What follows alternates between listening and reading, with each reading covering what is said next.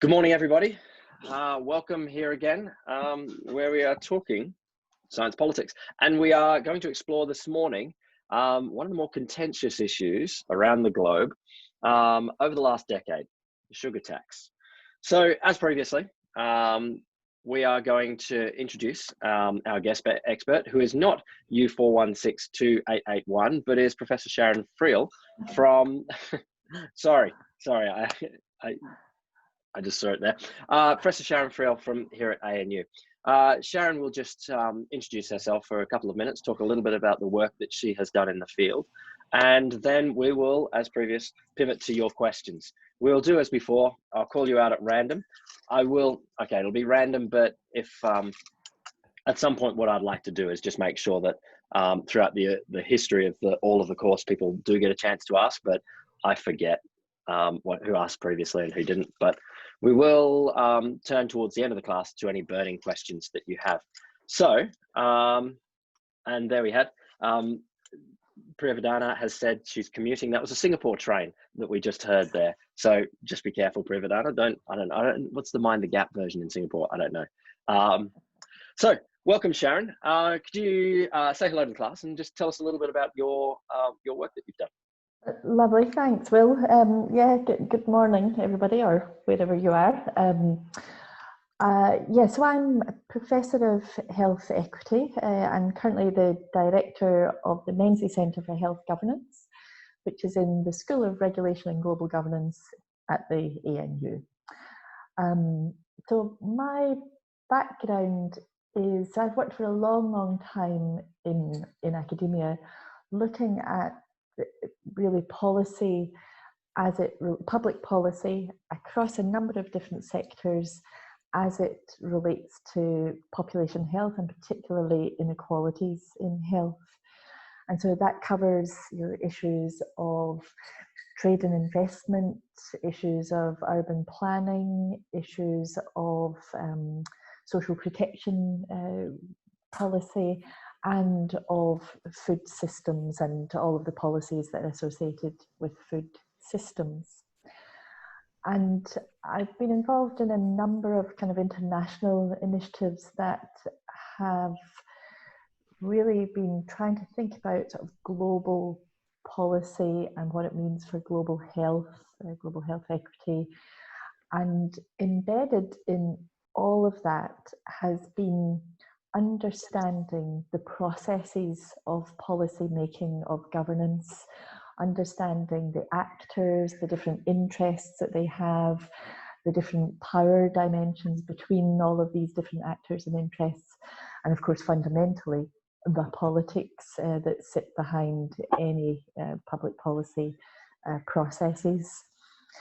And I suppose, as a researcher, really interested in both understanding those processes and also understanding how evidence comes into those deliberations in a very small way, in a very large way, just exploring all of that. So is that enough from me, Will? That's fantastic. That's fantastic, Sharon. Okay, let's turn now to questions. So as I said before, Chuzhen Zhuang is first, and then Emily Faithful. Hi, Professor. Good morning. So my question is that imposing sugar tax aims to change public's dietary behavior. So what factors will be necessary for it to work?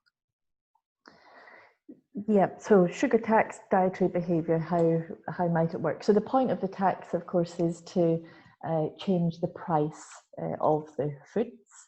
And by changing the price of the foods, then you change the demand for those foods, and so the sales change, and then ultimately the idea being that the consumption of those foods will change. So it's a price. It's trying to send a price signal through the tax, price signal to affect behaviour. Thank you, Emily. And after that will be Melissa Greyward. Hi, Sharon. My question is, in your view, is the fact that the sugar tax disproportionately targets lower income groups a problem? Or might we see it as a way to reduce the health disparity that goes alongside income disparity? Yeah, and it's such a fundamental question to these kinds of policy instruments: is are they regressive, and how are they regressive if they are regressive? So I think the evidence is showing us, has shown us across the various places where the sugar tax has been introduced, is that it hits the lowest income groups the highest, both in terms of the cost of food and therefore the affordability of those particular foods. But the health benefits have been disproportionately felt among those population groups. So you're exactly right in that point of, is it therefore able to reduce the health disparities or the health inequalities? So the question, raises that really interesting dilemma, doesn't it, of what do we mean by inequality? Is it inequality in the sort of the opportunity, or inequality in the outcome? And I don't think it's an either or. I don't think it's ever about an either or. But from a health perspective, the fact that something like a sugar tax is able to reduce the inequalities in health outcomes is really quite powerful. And so, hence why such a significant support for it among public health communities in particular. Melissa has, I'm going to read Melissa's questions out. Oh, after Melissa will be Dylan Phillips. Melissa has got a few questions here, and one of them is asking more on that inequality, and I think many students will turn to that question. So I'll ask that, but if that's kind of just covered directly by Emily's question as well, then we can ask that. Won't introducing a sugar tax potentially perpetuate inequality on the basis that foods with a higher sugar ratio are likely to be processed and potentially more affordable for individuals with less financial means and or health literacy?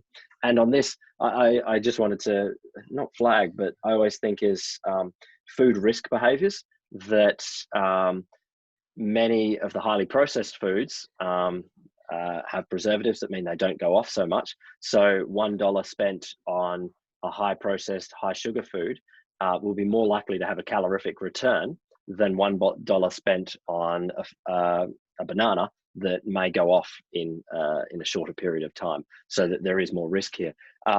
Is that something that needs to be addressed in sugar tax policies? Well, good point. But I think what it points towards is there is no one policy that can solve all of the health issues that are associated with consumption of foods that are high in fat, high in salt, high in sugar. So these foods are often referred to as ultra processed foods because there's basically nothing natural about them. They're highly processed. And the evidence, and we can go into the evidence if you want, but the evidence is clear that those foods are bad for your health, particularly non-communicable diseases, diabetes, cardiovascular diseases, and so on. So then if we kind of work back from that and say, okay, well, what is it for populations? What is helpful to enable people to not consume excess amounts of these products? And there's a suite of policy responses that are needed. The sugar tax is only one of them. So that would be the first thing to note, because exactly as Will points out, people make, not all the time, but often we make quite rational decisions, and your illustration of per dollar spent or percent spent buying foods that are going to last when you're financially stressed and you don't have the as much sort of freedom to take those risks of food going off or not being so palatable. If bananas are not palatable, sometimes they're really not. But those so wooden bananas. Those wooden bananas, yeah. Yeah. But so you are, as a consumer, as a purchaser, you are taking a risk at that point, and so people do make very sensible, very rational choices in terms of how do you spend your money. And there's a big literature looking at, particularly among woman as the primary, traditionally the primary caregiver. A big literature which was a reaction against the victim blaming of, you got it wrong, stop spending your money on this crap food, on this junk food. And rightfully so, there was a backlash really within the sort of sociological field that said, hang on a minute, there is all of these stresses happening in people's lives. It's a very sensible thing to make those sorts of purchases. So why am I rambling on about that? Oh yeah, so well, I was gonna add an anecdote here that I think is an interesting one that helps me to think about this moral calculus or this political calculus here. That I was listening to a podcast on the weekend. It's called I Only Listen to the Mountain Goats. Mountain Goats are a band. They're a great band, and this is a sort of interview-based podcast where they're talking through one of their songs, and it came to this moral position where they're saying, okay. One guy said, okay, it's legitimate to steal the loaf of bread, but not legitimate to steal other food, a more luxury food item or something like that. That's what a lot of people see. And he was saying, no, look, when it comes down to it, if people are stealing, they're stealing food that is going to be food that they can eat straight away, not the healthy food that is the beans that take processing or something like that. And I think there's a bit of a similar position here, that we have an idea in society that people, this moral rectitude of we should eat these kinds of things, but people are making these choices based on, a whole lot of other things in their lives, how easy it is to prepare the food, what facilities they have. And so people right down the end of the socioeconomic spectrum, you imagine people that are shoplifting or homeless or something like that, judging people about choosing food that is more processed, maybe missing the point that they are getting calories in as quickly as they can and don't need all of these other wrapping around that we might have in a more stable household. Yeah, so I suppose I would just say, so there is the moral calculus that goes on there. I think within public health, and that's been my field in public health, we have been accused of the sort of moral grandstanding, but it comes from a place of the demonstration that these foods are killing people. Yeah, excess consumption of these foods are causing so much health harm that we are seeing premature death from excess consumption. Now, the policy response to all of that, of course, absolutely needs to be encompassing of the different sorts of interests or value sets that matter for people's lives. And it's, of course, people don't make decisions just from a health perspective, if from a health perspective at all.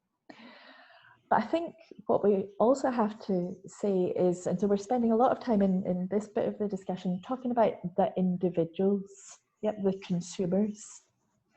I do just want to flag, and maybe it'll be some of the other questions that will come up, we have to ask the question of why is the food environment full of this junk?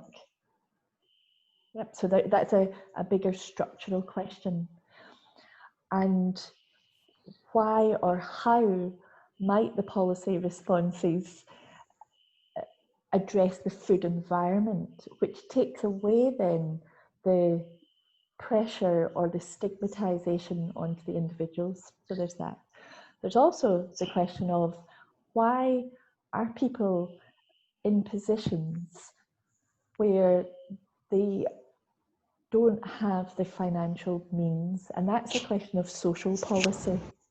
So as soon as we start to think about regressive nature of particular policy responses, I would suggest that we have to think about making sure that income support schemes are adequate for a decent standard of living.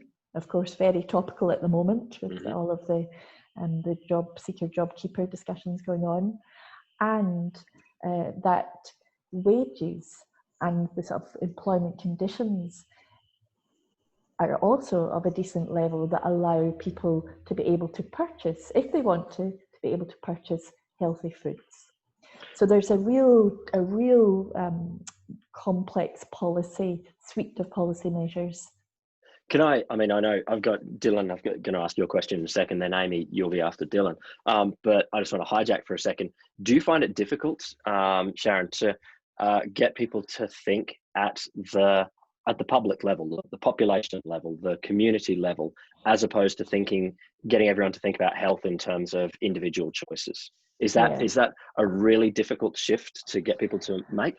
A really difficult shift, especially when you talk about food, because of, food is it's a very personal thing. It's an everyday you have one mouth. thing. Your food goes into one mouth, so there's an individual moment there. Yeah, and so if you take nothing away to people on this call, if you take nothing away from this, is please think about the sort of the structural level, the population level, the policy level, rather than just at the individual level. If you think about health, think about a social model of health. All of my work has demonstrated. I see Mitchell's making brownies and showing us the highly refined sugar that's been used. Is he? Oh, I've got it on gallery view, so I can't see him demonstrating his highly refined sugar. It's a shame you can't smell the brownies. That would be quite nice. It might be locally grown sugar, so that might make it okay. Mitchell's in Far North Queensland, so. It's locally grown and owned by a very, very large transnational corporation. Just saying, if we're thinking about the wider food environment. But yeah, a very difficult shift to make in getting people to think that. I think we will come to more of that. So Dylan asks, would a sugar tax in the United States cause lower income households to benefit or pay in terms of economic costs? Yeah, so I think this similar to the discussion we've been having. Yes, in the US as elsewhere, it's the lower socioeconomic households that are economically most affected, but they are also the households who benefit health-wise, who benefit the most because of the data shows us that much higher levels of consumption of sugar, sweetened beverages, highly processed foods are in lower socioeconomic households. So proportionately, they benefit much more if the change in the behaviour happens as a consequence of the tax. And so, I would say, if you're thinking about a sugar tax and rightfully concerned about that regressive nature of it, let's think about subsidies for healthier foods. Let's think about subsidies for fruits and vegetables, for example. Excellent. Amy Mulholland and then Sarah Poole. Sorry for any overlap with questions that have already been asked, but I'm also interested in the equity issues and the ethics of a sugar tax. So as we've already discussed, sugar tax will, those who are most disadvantaged will pay the most in a sugar tax. On the flip side, the argument is made that revenue can be directed towards health programs and better healthcare for people who are in those groups. I'm just interested in your opinion on this, whether you think it's the revenue generated from this tax would definitely be used in the most appropriate way, or are we going to see further issues with equity and access to healthcare?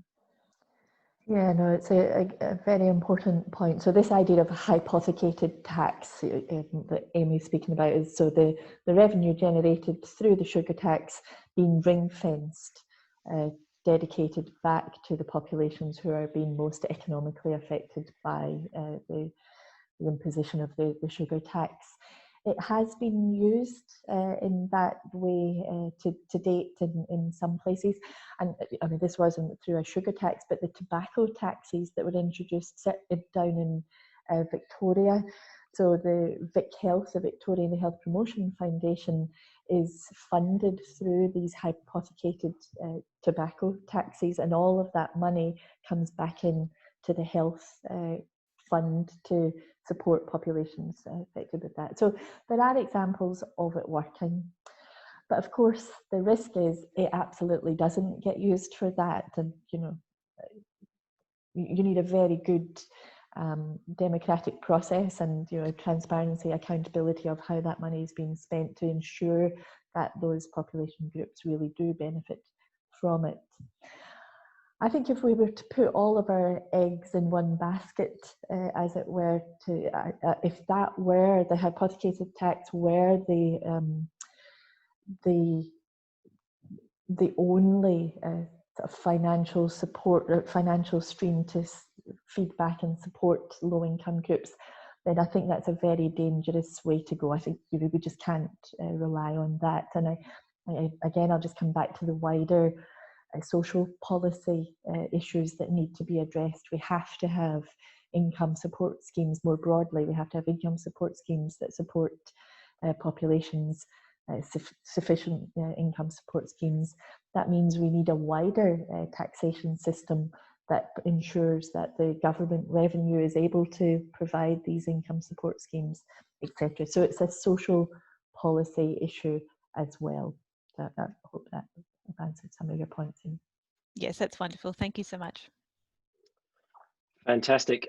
Sarah Poole and then Andrew Bullen. Hello. My question was more of a technicality on how the tax would be regulated. So I've seen a lot of countries that have introduced the tax have made it on beverages that are over 5 grams per 100 ml, seeing as that's the sort of the threshold that dietitians recommend to keep your diet below. So one of the things that I suppose could be a good thing with companies that make these beverages would obviously be encouraged to reduce the amount of sugar they put in their beverages. But one of the problems I was wondering about is when they would switch to using artificial sweeteners to get around the tax, would that be addressed in the policy, or is that considered something that's not as important since the health risk to older Australians is less than the actual sugar?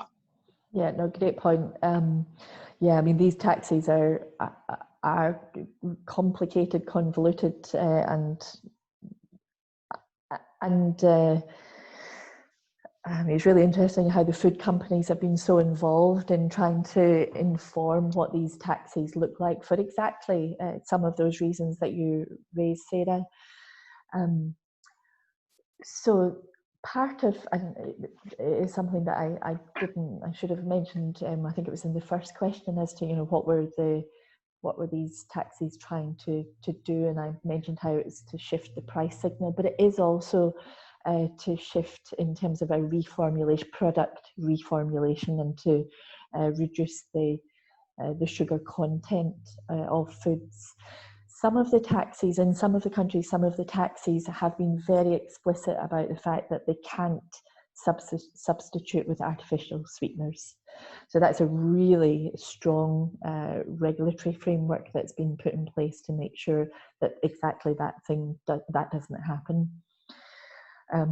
But elsewhere, that's not the case, and of course that is from an industry perspective, that would be the sensible way to go, because you simply keep the flavour, the sugar rush up through the artificial sweeteners.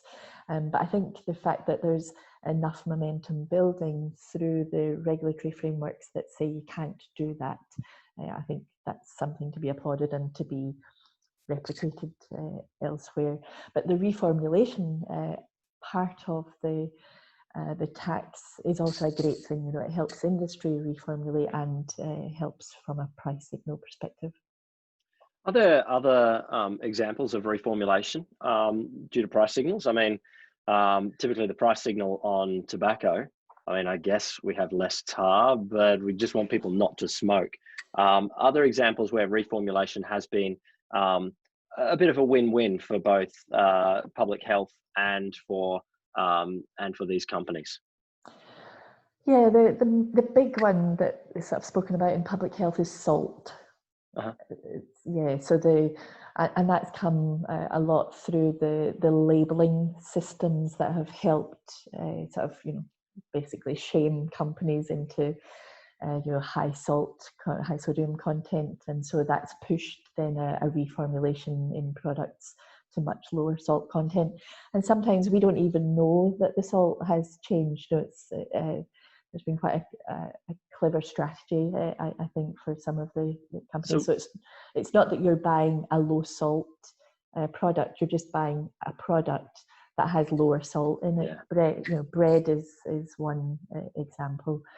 In the UK, there was an incredible success that happened when the reformulation and salt levels were reduced, because bread was the highest sort of vector of sodium intake across the population, and so the reformulation of salt levels down. But the bread, of course, wasn't advertised as or marketed as a low salt product. It was just the bread, and so you got this shift.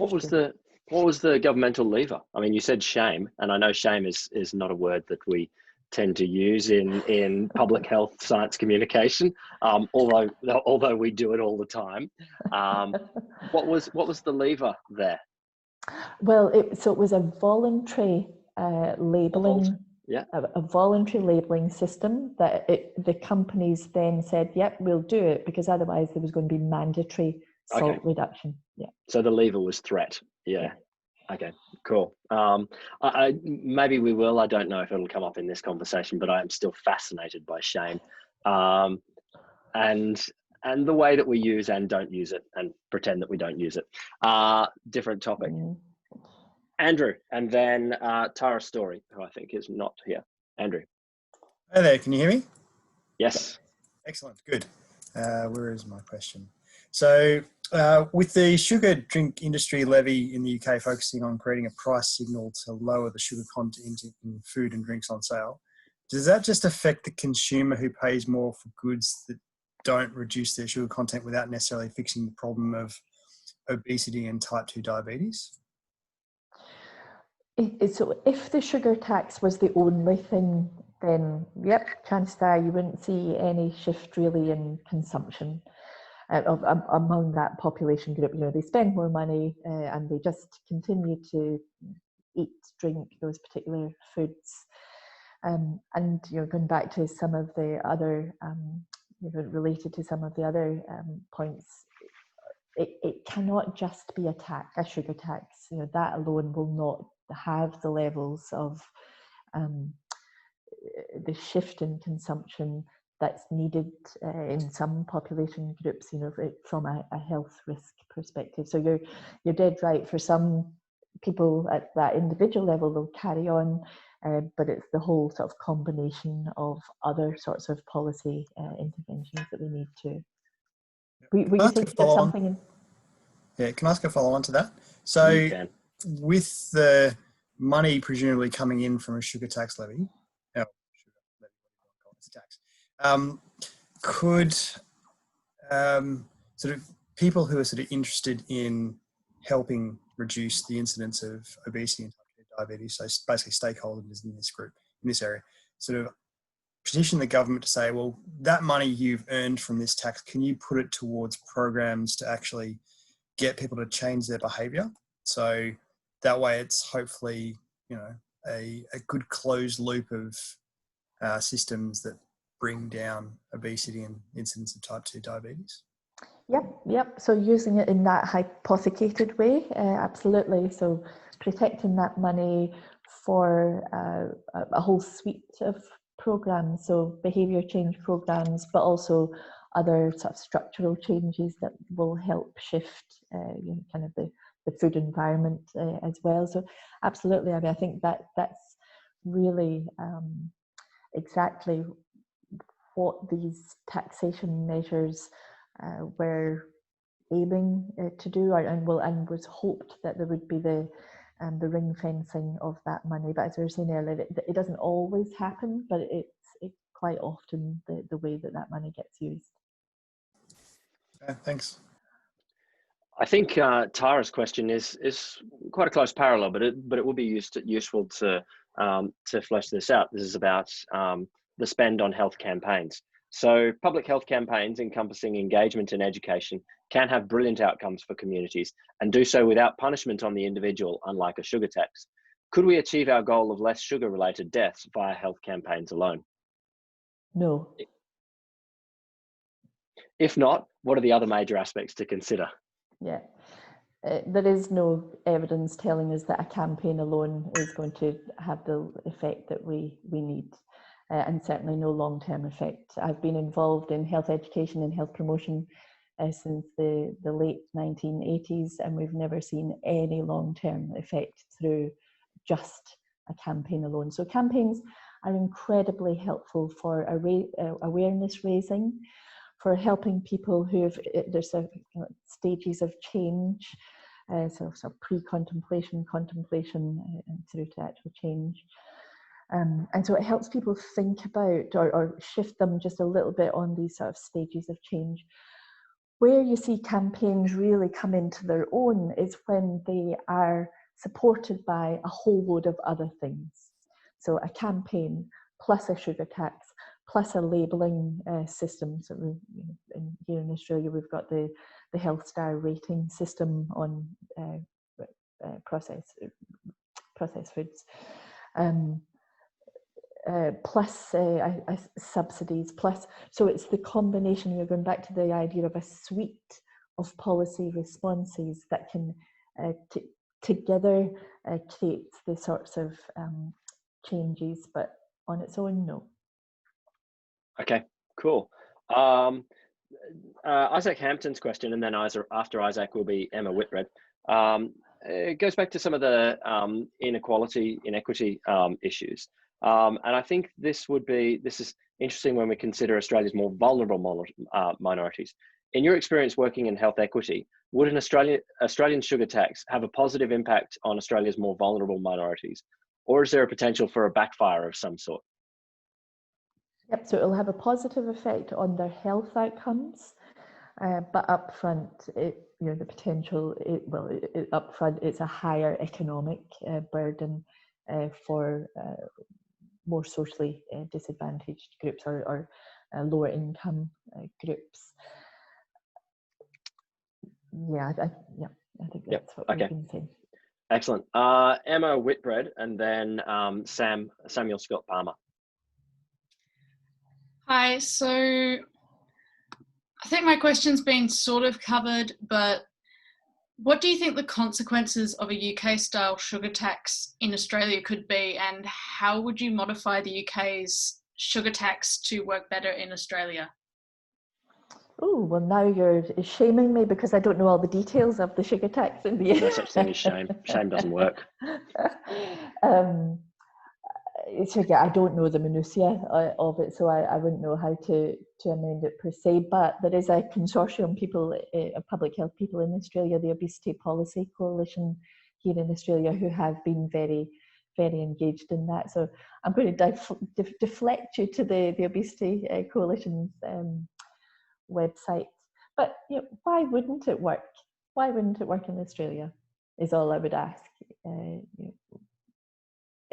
It's a political choice whether you want to go with it. We've got a very strong anti-lobby against it here in Australia, and it comes down to that. But the technicalities of it will work, of course. We amend it. That's a technical amendment. But are there key aspects that you think are essential in having a successful policy? I mean, now that there's been a few in different places, what sorts of things would you modify from some that you've seen overseas? So we've seen, in terms of getting a successful policy in place, so we've seen that, one, you need public support for it. So this is where the campaign becomes really important, the support for it. Two, a very engaged Ministry of Health and others, because of course a tax goes into non-health ministries as well. So there needs to be cohesion and support from within government for that.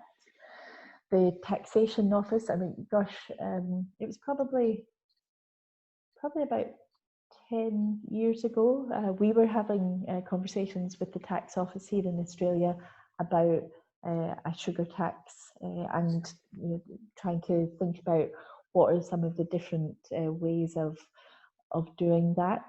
So the colleagues in the tax office were completely across how that could be done if it was a desirable thing to do. And then being really clear on how the money was going to be spent. That's the other lesson from overseas, in being clear on, which various people have asked about. Again, I would just reinforce the point of this can't be done in isolation from other policy responses. And for us in Australia, without having a national nutrition strategy, we don't have a food policy or a nutrition policy in Australia. We don't have an overarching policy framework to support this. And again, we know that that matters. Yeah. You said it's easier to implement, or is implementable at all, if you have the population on side. How do we achieve that? And is that going to get easier, or is that going to get harder in coming years? Yeah. Well, you're all the science communication experts, you tell me. I do worry that it is going to get a little bit more difficult in the coming years. I think, although if you think about the public sentiment, just through COVID, such strong public support.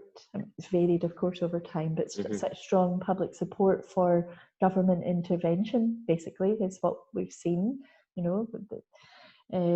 Before COVID, we were perceived to be a highly deregulated society, and now, of course, there was a very strong intervention by government, very, very significant big government. And there was a lot of public support for that. I'm not sure. I suppose I worry that we're going to kind of catapult in the opposite direction because we're just so sick of it. Yeah, it's a tough one. It's a tough one. I've been speaking with, you were in the meeting as well, the Climate and Health Alliance, saying, should we use this moment of public recognition of the role of thinking about health and talking about health to talk about climate change? And I think we definitely should, because it's obviously one of the key issues of our times. But at what point does wider society say, okay, that's enough of this strong interventionist state that we've had for 2020? And is there more pushback, or do people say, no, look, actually, let's continue with a more interventionist government that solves problems? We can clearly see globally the limits of libertarian sorts of governance on COVID. Yeah. So yeah, I mean, if you did it from an evidence-based approach, you would say strong government intervention and oversight saves lives. Yeah, absolutely. As Mia has just said, 5 new COVID cases in Melbourne today, better than France's 14,000. Not that I could say much about the French COVID response and what they've done, but I know that it's not Brazil. Samuel Scott Palmer, and then Rochelle Murray. Thanks, Will. My question has largely been asked by Amy, but there's kind of another element to it as well. Is revenue from a sugar tax likely to fund health initiatives, or would it simply be government revenue? And in the case of the first case, could this be used as a talking point to sort of sway public opinion in favour of the tax? Yeah, I mean, I think that might be where that sort of the public support for it can be increased, or the demonstration of what does this tax, how does it feed back to the public is an important element of it. And the demonstration of what that money has been used for and how it's been beneficial to the wider public, I think is really vital to help both build support for the introduction of, but also the maintenance of it. Because there's, even in the places around the world where this tax has been introduced, there is constant battles ongoing to keep them in place, and particularly from some of the industries. But so it's not a straightforward thing of once it's there. There's you've got to keep the support, and so having public support for it. Yes.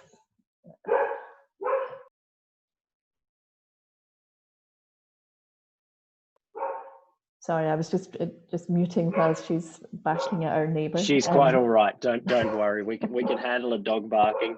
But I think Samuel, does that answer? Yeah, definitely. And can I ask a follow-up question too? Fine by me.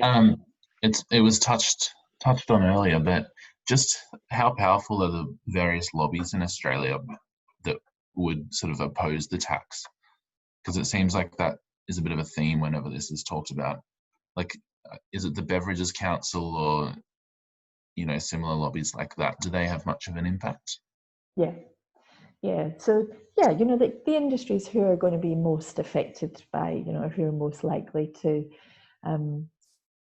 feel the effect on sales, both direct sales or, as somebody was pointing towards the sugar cane growers, you know, they're sort of indirectly affected by this. Yeah, they are absolutely lobbying for this not to happen. They're suggesting that they'll do voluntary interventions themselves. They'll be suggesting that there should be a behaviour change campaign, that's by far the most effective intervention to shift these behaviours.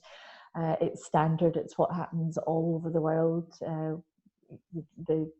From these different interest groups, you know, public health says no, we need a tax. Private sector that says no, we need a public campaign or, you know, behaviour change thing. So it's a standard practice all over, but it's a strong lobby group here in Australia. So you've got beverage councils, you've got the Australian Food and Grocery Council, who are at the table in the policy deliberations, and that's problematic. I think Rochelle Murray's question asks sort of the reverse of this, but I think we can continue with this line about the politics. Given the success of similar programs and measures to reduce smoking, why do you think it has been so difficult for the Australian government to adopt public health measures to reduce the consumption of sugary drinks? Yeah, so a standard answer to that is, you know, sugar is not tobacco. So, you know, one cigarette is one cigarette too much from a health perspective. You know, it's just not. Your health risk associated with smoking is great just from one cigarette alone. But that's not true from, you know, a chocolate bar or, you know, a chocolate brownie, or, you know, it's the excess consumption of these foods, or the, you know, the relative imbalance. So I'm watching the chat as it comes up. I'm now, of course, trying to look at what type of mixer that Mitchell has, but I think we can pin the video if we want. Yeah. I've lost my train of thought. One chocolate bar is not killing. Yes. In the same way as. Yeah, so that's one sort of answer that gets given when it comes to, oh, well, you know, food's not the same as tobacco, so we can't treat it in the same way. But if you look at the sort of a more structural level, tobacco, food, alcohol, and gambling, all these industries operate in exactly the same way. There's a sort of body of work that's now referred to as the commercial determinants of health, which is looking at the policies, the practices of these big corporate players. And what the food parts of the food industry and the sugar industry have learned from the tobacco industry experience is they've basically leapfrogged over some of the mistakes, or some of the mistakes that the tobacco industry made, and are now much more sophisticated actually in the way that they lobby, the way that they position themselves as having the solutions, the way that they deflect attention to physical activity rather than the junk food, the way that they are actually at the policy table, which wasn't the case with tobacco. So quite clever strategies that are used by industry, which is always by parts. It's wrong to talk about the food industry as if they're one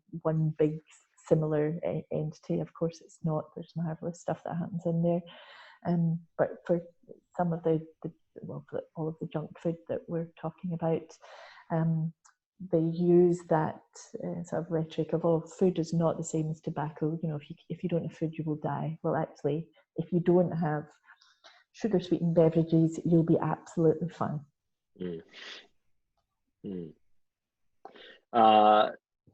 James Wells, and then Susie. What did I just ask? No, hang on, if I loaded James's question yet.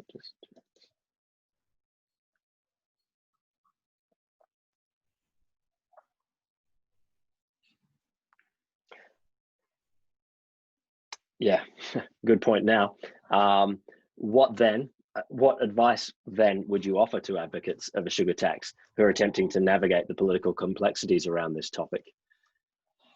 Yep, so there's been some lovely analysis done in other countries, other jurisdictions where this has been successful. So it comes to really, really strong evidence, the technical evidence of the relationships between consumption of these foods and health outcomes. And then the use of that evidence in very clever, so first of all, I should say the creation of coalitions has been very important. So the idea of creation of networks, of coalitions that are all very focused on this one thing of getting a sugar tax up yet. So letting go of all of the other sort of interests within the coalition and organise around the tax, if that's what we're saying is important. So then what have they done? They've been really using, in Mexico, for example, there was this really clever public campaign that was all about, the death of society. The children were sort of dying in the streets, and the spectre of the food industry over the children, but with all of the evidence showing that how many children in the past 5 minutes, how many children will have been affected by consumption of these foods. So that was an effective public campaign, because that built the public sentiment that we were talking about as being so important. Then also, and that goes to framing, so this very strategic and persuasive framing of an issue, how you talk about an issue, the discourse that gets used. You make it always about the company, you don't make it, or the corporations, you don't make it about the individuals per se. So persuasive framing, clever framing. Then the institutional processes. So as advocates, as coalitions, that you are at the table. So again, in the case of Mexico, the relationship between the Minister for Health and the advocates was very strong. The minister was picking up the phone to members of that coalition, asking for advice, asking for the evidence, asking for what should the tax look like in terms of some of the technicalities that we were speaking about. So making sure you've got that relationship. And then gathering a much wider support base. So, sorry, I'll just keep with Mexico for this purpose, but having the Bloomberg Foundation, having the international community, having the World Health Organization, just constantly shining a light on Mexico and constantly saying to the minister, you're doing a fantastic job, you're doing a fantastic job. So the minister felt supported and was able to support the bureaucracy. All of those sort of strategies were really important in getting the tax up, and we see that elsewhere. We need that here in Australia. We need to have a supportive minister. We need to get a coalition that can help the minister move it forward. We need to be bringing the evidence. We need the strategic, persuasive framing and discourses, and we just haven't got organised enough. Yeah. Susie, you're next, and then Amira. I think it's really interesting. 2 points that I wanted to draw out of there. One is the saying to the minister, "You're doing a fantastic job," I think a lot of people in politics focus so much on critique of the opposition and not enough on supporting allies and being demonstrative when a policy may be heading in your direction. It is very important to speak out and say, no, this is something that is good, that I support, if you do support whatever, on any particular issue. That politics is made up both of the positive and the negative. It needs to be a key thing. But I did want to ask another question about the bit at the beginning, where you said you need to build a coalition of colleagues, allies, and get them to put aside potentially their existing campaigns or orientations. Is that a simple thing to do? I mean, I know that people in any public health world have a variety of different things that they would like to do. How easy is it to get them to put aside this issue in the face of coalescing together on that?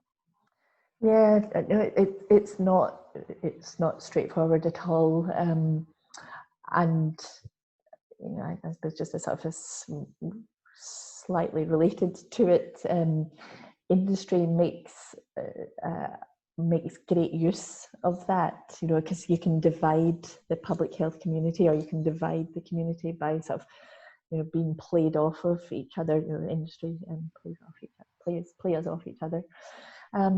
It just really requires some, you know, sort of strong champions. You know, again, we saw that in tobacco. That was how the success of tobacco control came about as well. Was a handful of small of champions who just were sort of real hard-headed and said, look, get over yourselves, get around the table, we'll come to that other thing, but let's get together on this. But also the other thing is the unusual bedfellows, if I can call it that, where, you know, it was, I'll keep with Mexico just for consistency. It was I can't remember what they were called, but it was a network of mothers, not concerned about health, or, you know, it was a network of mothers that the public health people sort of recognised the importance and the power of the mothers groups, and they got drawn into, and they actually became some of the spokespeople rather than the, you know, the bleeding, constant bleating of the public health people. It was the mothers, and that had much stronger appeal for certain groups in society, of course. So using the unusual bedfellows becomes important. But yeah, I mean, I think a lot of it is being just so tenacious and just trying to get to a place. Can I pick up on your point, Will, of the just being positive? If a minister is doing something well, if a bureaucracy is doing something well, you have to say that. And I think it's such an important point that you made. If you're interested in Australia, there's this really fantastic woman and group of people working on tobacco, the Tobacco Free initiative. Bronwyn King is the woman who set it up. And Bronwyn has a line of naming and faming, she calls it. Yeah. And this is all about sort of the divestment out of the tobacco industry. So, you know, your super funds or your pensions and so on, getting them to divest. And so she publicly fames the companies who are divesting from tobacco. So another frame for us to use. I like that, name and fame. I think we could all do more of that. I think, sorry, Susie, I'm going to jump in here. Not a question, but a little quick comment there. What was it? Getting people to no. I got thrown by name and fame. I will come back to this later. Susie, you can ask your question, and then Amira, unless I remember my point. But yeah, no worries. Yeah, I wanted to bring it actually to the systemic issues that you mentioned earlier. And so I'm interested in what those other systemic efforts you think are that are needed to sort of buttress something like a sugar tax. Like, so in particular, I'm interested in sort of the eradication of food deserts and that the idea of increasing possible food choice and food equity in that kind of way. But I'd be very interested if there are other initiatives that are equally important. Great. Well, so maybe let's pick up on the food desert, or the food swamps is another one. But so with the food desert, so this idea of where you live, or neighbourhoods just being both completely devoid of retail outlets that are supplying a good quantity, availability, and affordable and nutritious foods, and those neighbourhoods really also being full of retail outlets or fast food chains that are, of course, full of high fat, high salt, and high sugar products. And so there are regulatory tools that can be used for that. Partly, like land use zoning. Let's not allow retail outlets to be within a particular distance from schools, for example. That's a zoning issue, so that becomes a planning lever that we can use for those sorts of things. Dead straightforward, but that's a political choice that you have to make, to say, yep, we're not going to allow these sorts of outlets. The other thing that I'd like to see, and then coming back to the pricing, but that's assuming these outlets get into neighbourhoods, what's the relative pricing that's within shops. And shops have a degree of latitude as to what the cost of foods, what an IGA in one neighbourhood can charge something quite different for exactly the same product compared to an IGA in another neighbourhood. So the same retail chain has different price points depending on the population that they're serving. And there are also some regulatory mechanisms that could be used to try and standardise pricing. So it's just not acceptable that high fat, high salt, and high sugar is often cheaper in lower income neighbourhoods, because of course that's to try and increase the demand for them. The other sort of systemic thing is, and people will often say to me, "Oh, Sharon, what are you talking about? The idea of choice. It's all about the importance of people having choice. I'm all for people having choice, but you tell me, if you go into some of these retail outlets in particular areas and you just look down the shelves, yep, you've got a whole load of choice, but you've got a whole load of choice of junk food. You don't have the diversity of different types of food groups. So what's getting onto the shelves of these retail outlets? And that's partly an issue of competition policy.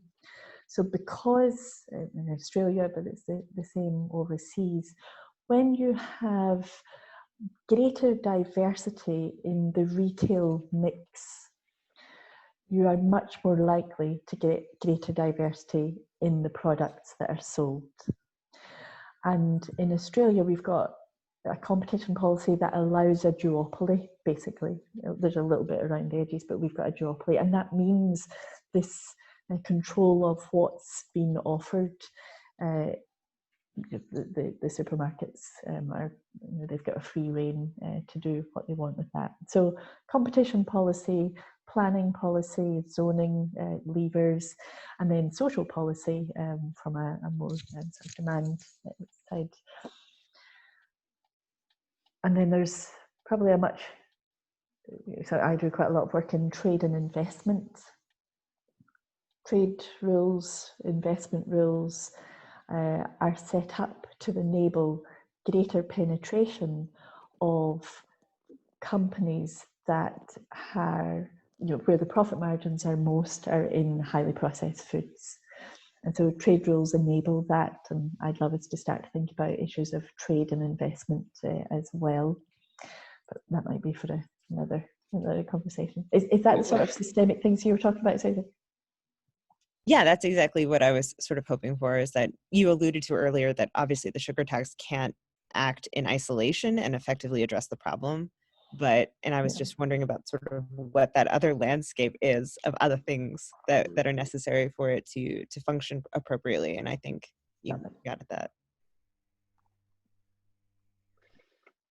they may be off the boil now, but free trade agreements, that we could be moving in one direction on taxing locally, and then a free trade agreement might then overwrite a lot of these things. So I know that was a lot of the... Only if the local taxation is differential to, as long as they treat all products the same, we can tax, but companies will make an argument through their investment treaties that they're being disproportionately affected. So you're absolutely right that it wasn't during the plain packaging debate. There was that was one attempted prosecution from the tobacco lobby, that it was an infringement on their copyright, and it was prosecuted in Hong Kong. I'm not sure why. So it was through, so the tobacco industry, Big Tobacco, took the Australian government to court. So Australia, when they were introducing the plain packaging, so if you remember, like removing all branding from the cigarette packet, and the strong imagery, no branding, and so they took the Australian government to court. So they, but that got thrown out. And then through the World Trade Organization, countries were bringing the Australian government into the arbitration body of the World Trade Organization, saying that Australia was contravening the trade rules, and that got overturned eventually. But what was really interesting was the use of a bilateral investment treaty that is basically set up between companies in different countries. And so Philip Morris Asia headquartered themselves in Hong Kong as part of, but only in this whole process. They quickly set up an office in Hong Kong so that they could legitimately sue the Australian government because Australia had a bilateral investment treaty with Hong Kong. So they tried to sue the Australian government in that respect, but that got thrown out as well. But they were using... during that time, there was all of that. You had a lot of the advocates against, so the tobacco lobby or something like that, saying both it won't work, but also we're going to fight it. And it's like, well, which one is it? Which one is it? I'm going to go to Amira and then Nicola, and then at some point we'll ask a few more questions. Maybe then we might go to burning questions. So Amira says, one criticism, and this picks up a little bit on what you were saying just now, Sharon. One criticism of sugar taxes is that they enforce unnecessary regulation and nanny state rules on an issue where citizens should have the freedom to make their own choices.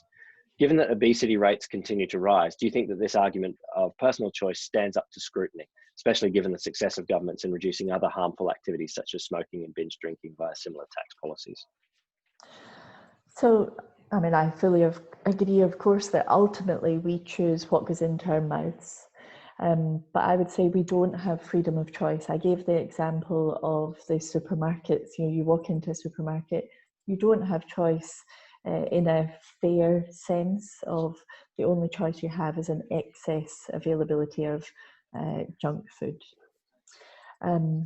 I also think it's really important to ask whenever there's this sort of the idea of, is it about the nanny state, is why do we think it's okay that corporates get to control us? We are being regulated by corporates. And the reason I say that is because of the nature of the food environment, because of the excess availability and affordability of highly processed foods, which we know is affecting our behaviours. Otherwise, it wouldn't be something that they would want to continue to do. So when people say to me, oh, government, isn't that a problem about government wanting to regulate us as individuals?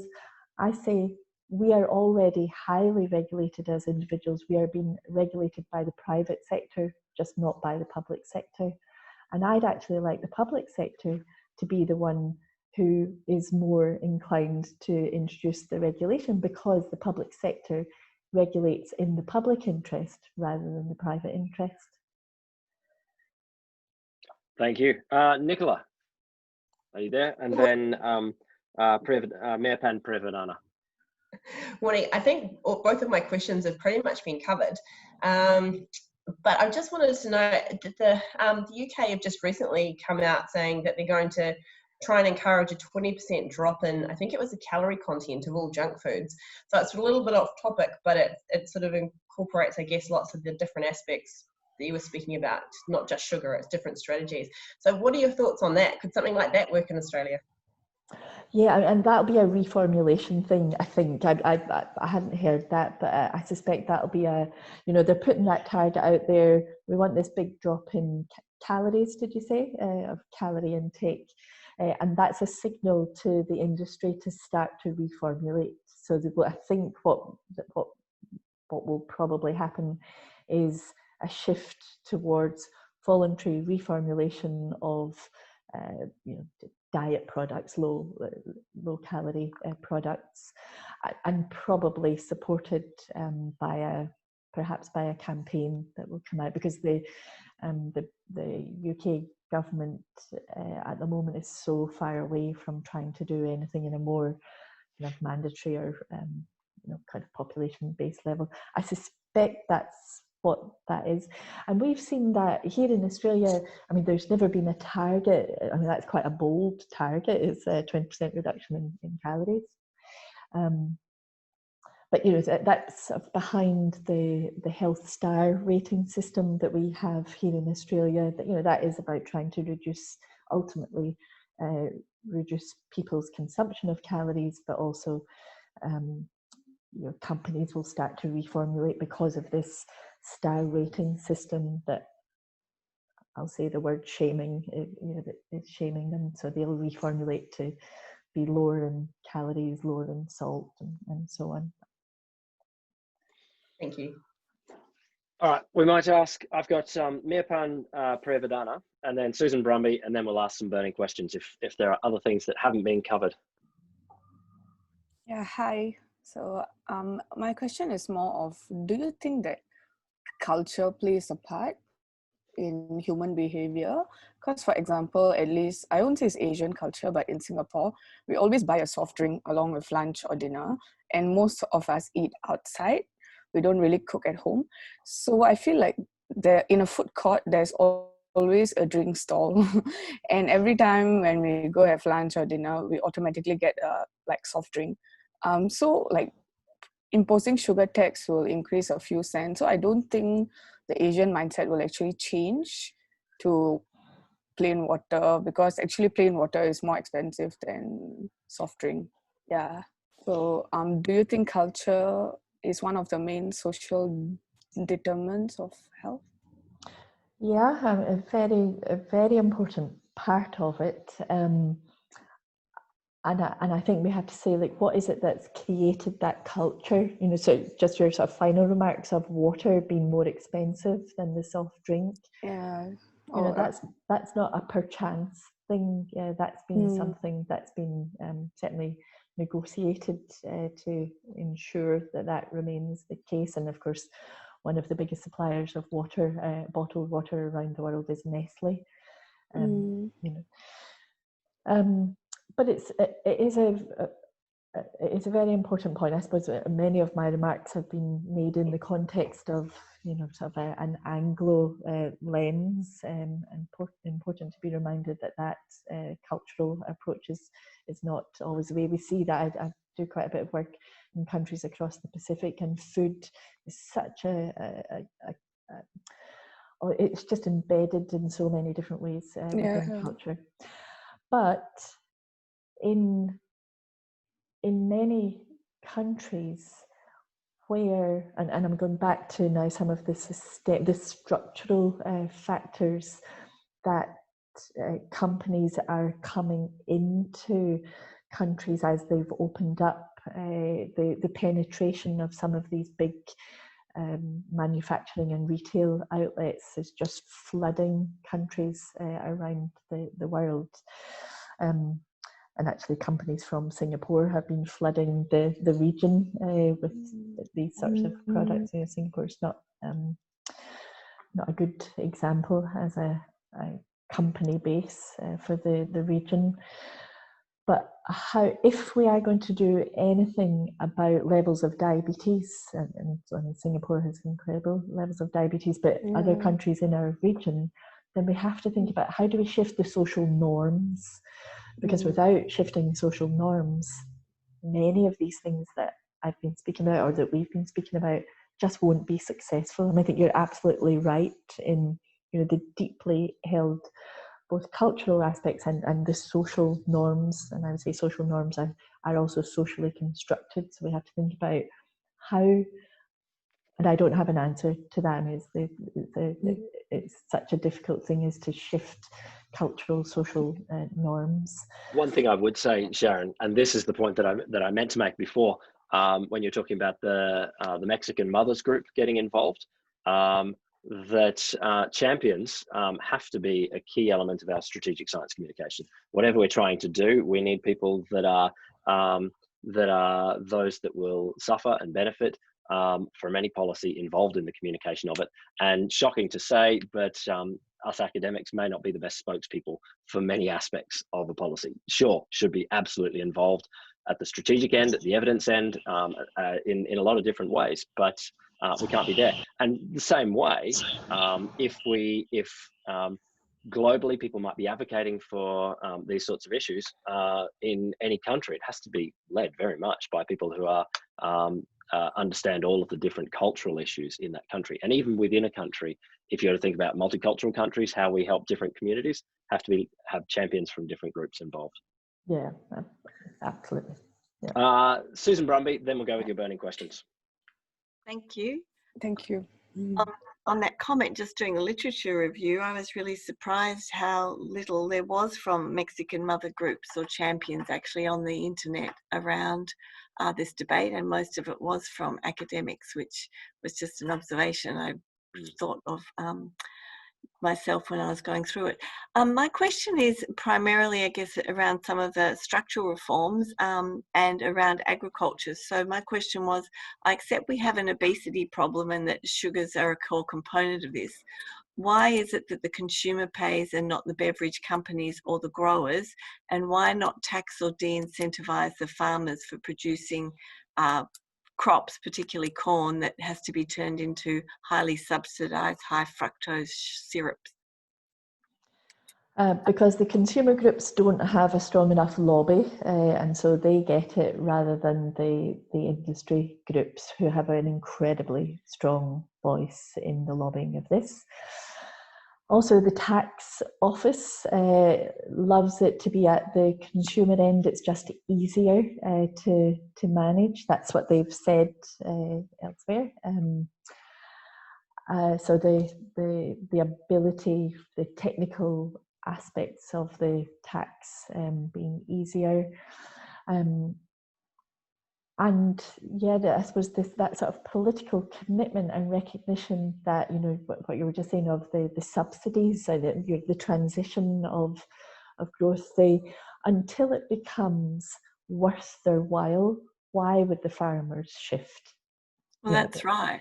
Yeah. But they are highly subsidized. So it's a bit like, you know, high glycemic rice in India. A lot of the Indian population are now developing diabetes because they were pushed into having high glycemic rice rather than actually still growing their natural leguminous crops, but it was an artificial market. Yep, and so the high glycemic rice is much more tradable. It's part of the global supply chain. It's owned by probably by Monsanto, who then, you know, they go from the seed through to the grain through to the price. So, you know, just it brings us back into this tension with trade policy and trade rules, because exactly your point of, you know, the farmers are on one hand subsidized to grow a particular crop, and they're also offered a market, and so therefore locked into a particular practice because they've got the promise, they've got the security of a market for their product. That's exactly the same here in Australia as many other countries around the world. And until those incentives are disrupted, then yep, they will continue, of course, to do that. That was exactly one of the things with tobacco as well. There was such a strong lobby against, from a tobacco control perspective, from the farmers, because the tobacco growing farmers had a great business. They had made a lot of money from it, or could make a lot of money from it. So yeah, it comes back to some of those systemic changes that are necessary. Fantastic. Okay, just going to go in the order you've got your hands up, so we'll see how many we can get through. Ruby. Hi, I'm just interested in sort of the timing of implementing something such as a sugar tax. So you mentioned earlier that Australia in particular has sort of been very welcome to the idea of, regulations regarding COVID and wearing masks and distancing and so on. In general, we've sort of done what we're told. I'm wondering, in a time like this, like in this sort of current pandemic that we're in, would it be risky to try and implement something like a sugar tax? Like, are we risking sort of making people more defensive about being told what to do, or is it sort of a good time to do it when some people are saying also it's a good time to think about climate change because we're sort of working together and we're thinking together and facing problems as a sort of global community. So I'm just wondering what your thoughts are on that. Is it worth sort of trying to do it now while we're all listening, or is it better to maybe leave it until we're not in a pandemic? But who knows when that might be. Yeah. So I think it's all about how it gets positioned, how it gets framed. If it's yet another thing that we're telling us not to do, I think it'll tank. So I do think now is the opportunity to try and do this. There's a receptivity among the wider public, recognising that yes, government intervention can actually be good for us. Yeah, it's helped us generally. So how it gets framed becomes really important, I think. And there's been some work being done actually through colleagues down in Victoria, in Melbourne, just looking at from a public perspective and speaking about issues of food, alcohol, and gambling, actually, how it gets framed. What would an intervention, the receptivity for an intervention, not a sugar tax per se, but government intervention related to food, alcohol and gambling. And when it's framed in a way that's about the corporations, there's a real support for it. And I think that's really interesting. That tells us that something has happened over COVID, where the support, the concern that government has shown for us is really still holding strong against the harms from corporate. And when it's framed in a way about us as individuals, there's much less desire for it. So I do think now probably is the time to try something, but how it gets positioned will be fundamental to its success. Thank you. Cool. Elise Taylor. Hello. So one of the articles I reviewed was like a cost-effective kind of modelling on the impact of a sugar-sweetened beverage tax, a sugar tax, a salt tax, and a saturated fat tax, as well as a fruit and vegetable subsidy. Why are we so focused on sugar-sweetened beverages? Like, why are we so focused on that tax when there's, like a general sugar food tax and all these other taxes? Oh my goodness. How many hours do we have? That's a very hard question, especially when there's a dog barking. So a short answer would be there had to be a bit of a compromise done in the sugar, in the food tax space. And because the vector, if I can call it that, the vector for poor health, the foods that were being most consumed that were contributing to diabetes, obesity, cardiovascular disease, the foods that were being most consumed were the high fat, high salt, and high sugar. And there was a sense that, yep, actually we've made some progress, quite a lot of progress around the salt reformulation and salt reduction. Some would argue there's been some success with shifts in products around fats. I think that's debatable, but that's perhaps for another session. And so then it was about the sugars. And so again, looking at, in many countries around the world, it's the beverages that the sugar is really coming through. You know, the escalation in consumption of sugar sweetened beverages has been phenomenal around the world. And so it kind of landed there. It's not to say all of those other things are not vitally important, but, you know, coming back to that thing of getting an issue, going with an issue, and, you know, really hammering that. And some people have, in the public health community, have been incredibly critical of that approach. But that's the relatively short answer. Tamara.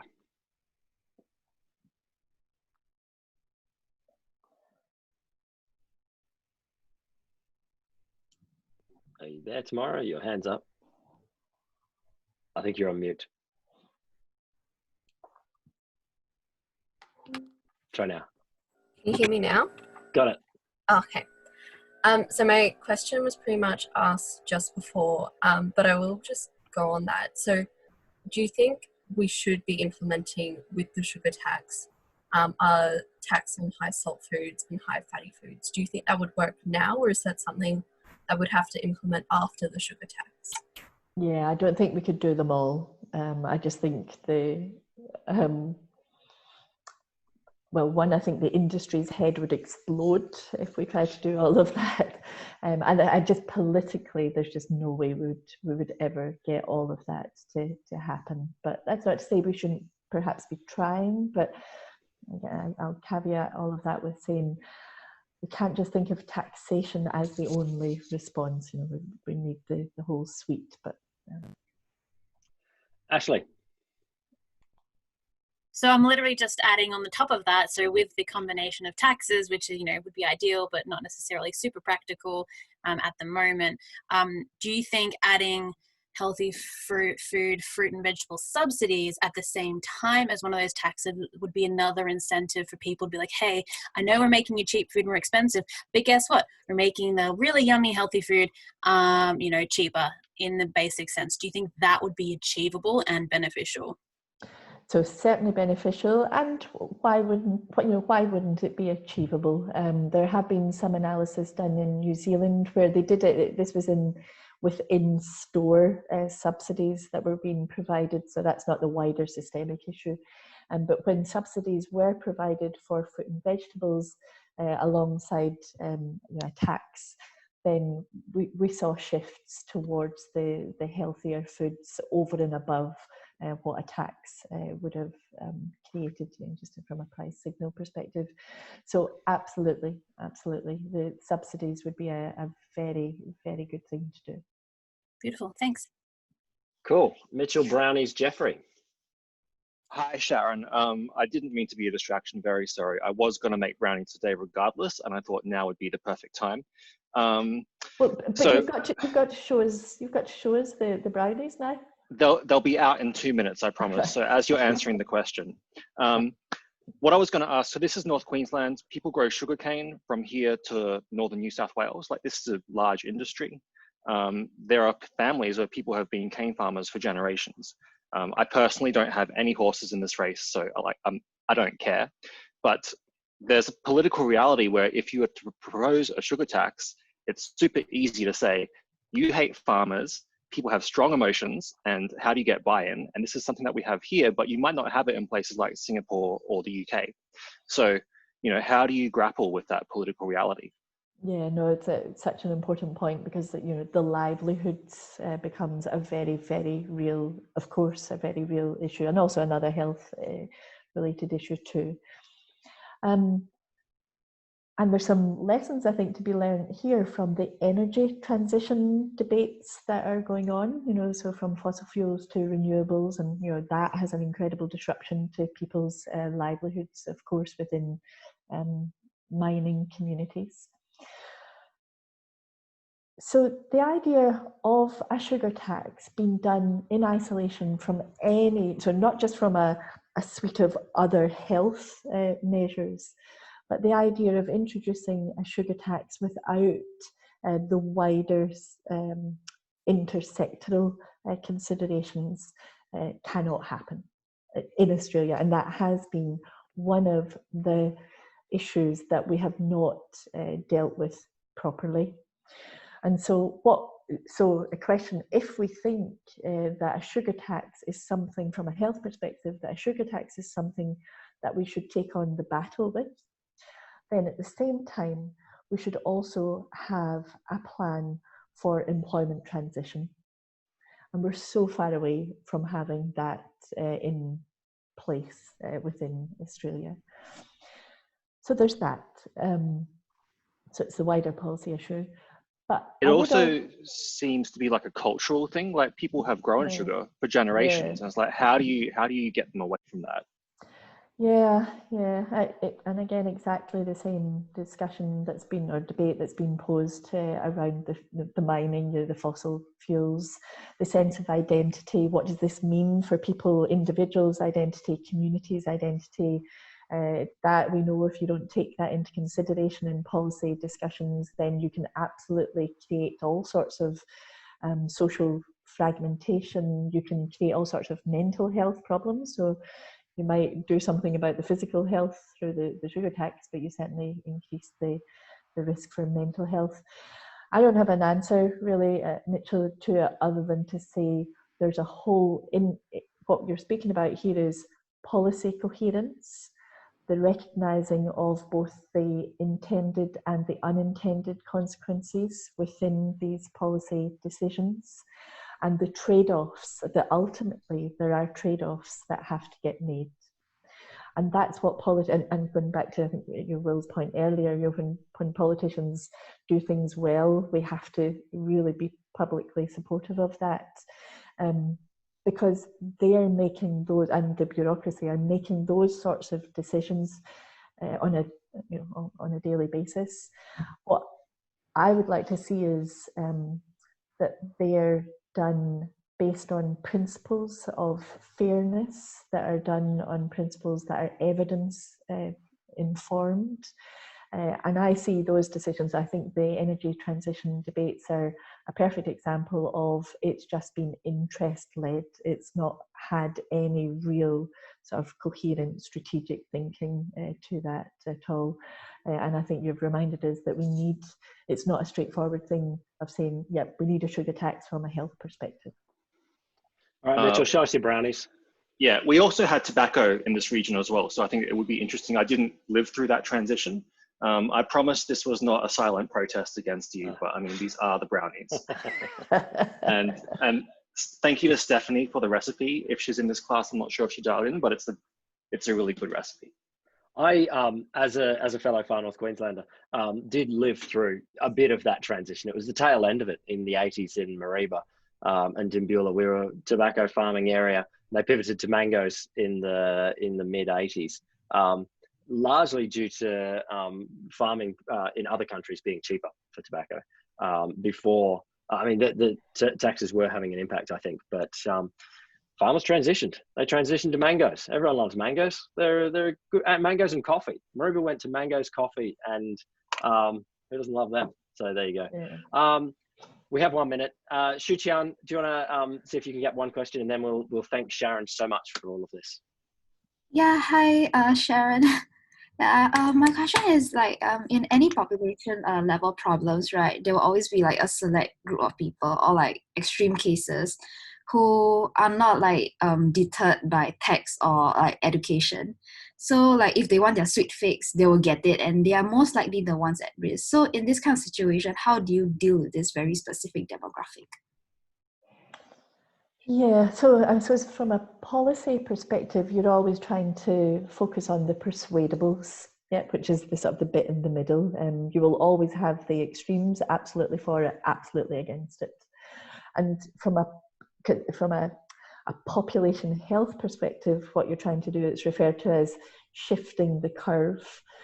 So you're trying to move the persuadables into, yep, we agree more with this. Do you invest a lot of time and energy on the people who are never going to shift? Well, I think that's a very important sort of social justice question, because those populations are being most affected by this. And it comes back to, how do you create public sentiment? There's some lessons from social psychology, kind of motivational literature, which is understanding people's postures. Why are they so resistant to a change? And then you can there's 5 steps of motivational posture shift, which we don't have time to go into. So yes, I think you have to hear those voices and understand why it is they're so resistant, and see if there's a way of really having representation of those voices in the policy deliberation processes, because often it's because they've been absolutely deliberately excluded from those processes. So real voice in that. Thank you so much. Fantastic. Yes. Thank you so much, Sharon. Thank you so much for today. So many awesome things for us to think about as we go forward. Thank you, Sharon. Go and enjoy your morning tea. Hopefully you've got some brownies. Everyone go and eat your brownies for 10 minutes. We'll come back at 11:11. Okay, bye. Thanks, everybody. Thanks, Sharon. Bye. Thank you, Sharon. Thank you. Welcome back. Okay. Do we have everyone here?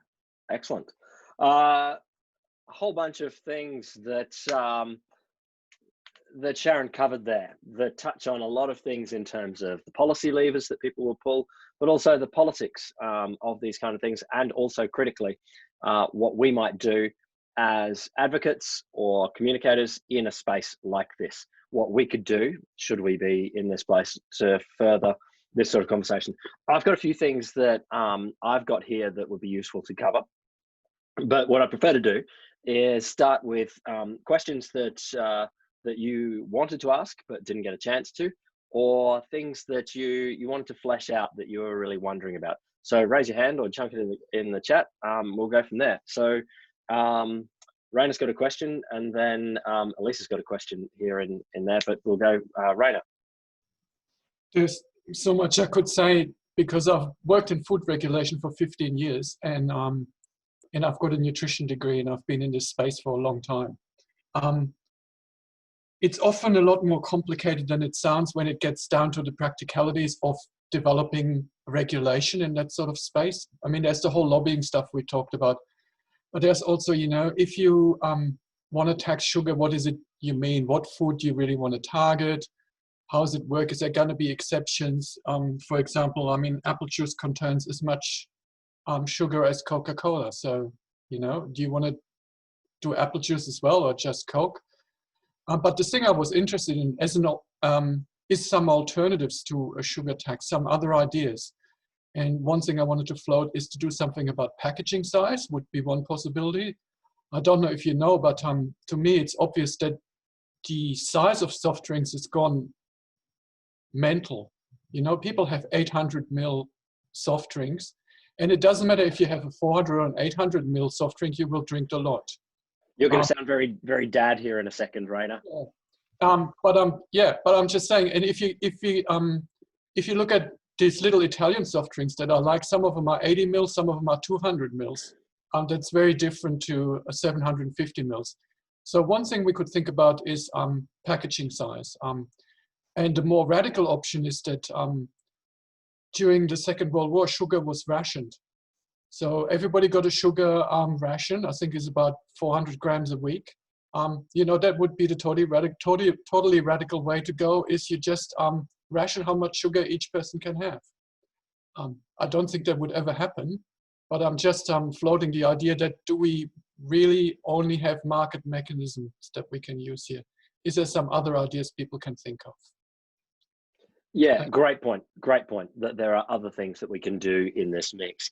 I think so. The packaging size thing has clearly been attempted. So New York under Mike Bloomberg, when he was the mayor there, one of his key policies was a limit on the volume that you could have in a package, in a cup. Taxing the big cups and stuff like that. I'm not sure how that actually ended up. I did a podcast a little while ago on all of the dumb things that people have said about the nanny state, and that definitely came up. I think there were some funny things that people said. Let me Google for a sec. Yeah, lots of people yelling about package size stuff there. Did it get in? The repealed regulation. It got in, but then was repealed. So, but it is another form of intervention that could be done here that does address people's behaviour and does talk about the limits of sugar that they will eat. Grace.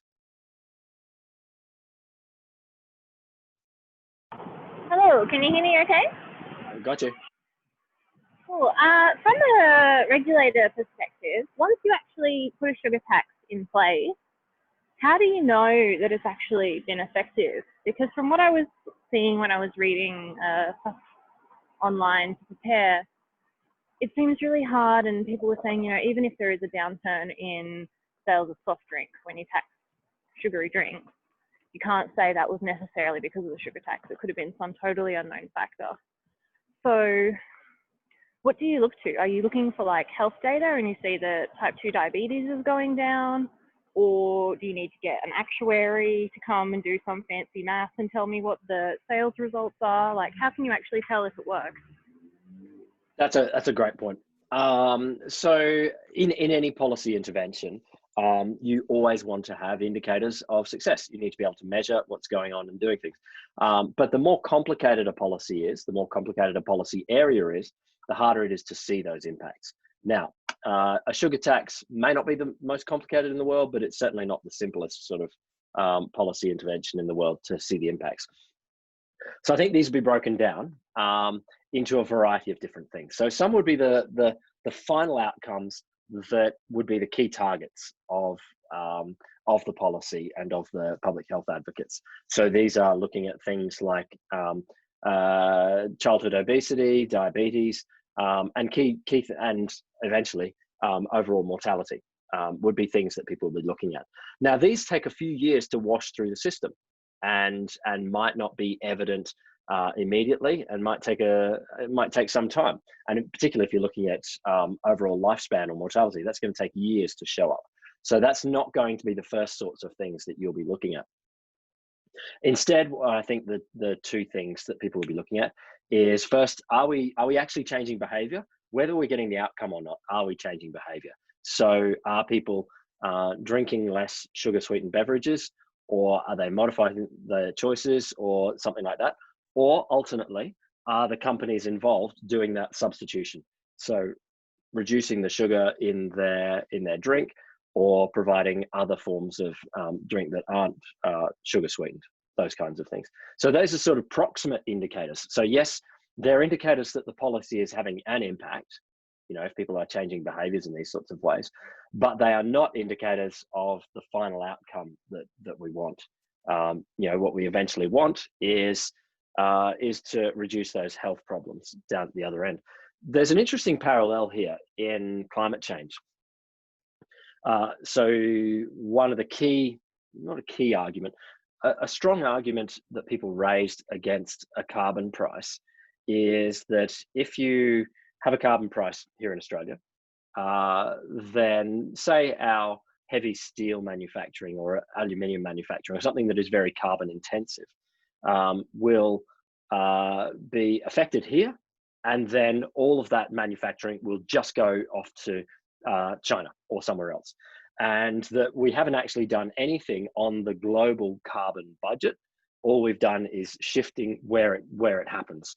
And so while a behavior will be a good indicator of success, we need to make sure that our overall indicators of success take that all into consideration. Now, a sugar tax, probably you can look at nationally. Whilst we do care about the rest of the world doesn't necessarily affect us in the same way as climate change. You know, we're all affected here. So I think that that the measurements that we take are a key thing. The next thing to think about here as well is that the things that we measure matter. And so they become the things that matter. So once we institute KPIs or things that are measured by any policy, they become more and more something that people orient towards. Those of you who were in the web class may remember Sam Vilkins had a quick chat about statistics and measurement. Her PhD is all about statistics and measurement and how we orient towards the things that we measure. Now, this can be good, of course. You know, we support the role of science in policy making, but sometimes it isn't quite the right thing. So there are many examples of us measuring just because we can a certain thing, and that's not necessarily a good indicator for what we actually want to catch and what we actually want to stop. Other questions people had? Lauren. I just wanted to put something out there, maybe a bit left field, but more along those KPIs and evidence-based alternatives. What role people think the private health insurance industry could play in this? Oh, very interesting.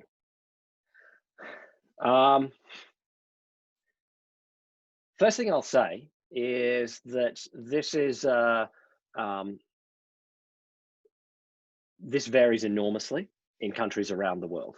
So countries where you have a very strong private health sector, or at least a dominant private health sector, such as the US and well, some Asian countries. Singapore has a more stronger private health sector.